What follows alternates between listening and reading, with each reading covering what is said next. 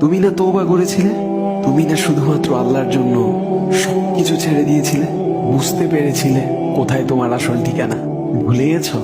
আবার কোন পাপ তোমায় গ্রাস করে নিল? তুমি তো সেই যে নিজের পাপের প্রতি অনুতপ্ত হয়ে সিজদায় পড়ে অঝরে কেঁদেছিলে। তাহলে আবার কেন দুনিয়ার ধোকায় পড়ে গেলে? কেন ভুলে গেলে কোথায় তোমার আসল গন্তব্য?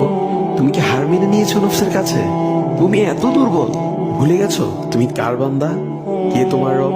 তোমার রব তো সর্বশক্তিমান। সর্বশক্তিমানের বান্দা আবার কখনো দুর্বল হয় নাকি? মৃত্যু পর্যন্ত লড়ে যাও তুমি। শয়তানকে দেখিয়ে দাও তোমার ইমানের পাওয়ার। শয়তানের ধোকায় পড়ে অনেক পাপ করে ফেলেছো, তাই নিরাশ হয়ে গেছো তুমি, তাই না? তুমি কি জানো না তোমার রব কতটা মহান? তিনি তো তোমাকে ক্ষমা করার জন্য অপেক্ষা করছেন। তাই ফিরে আসো সেই রবের দুয়ারে, যার দুয়ার কখনো বন্ধ হয় না।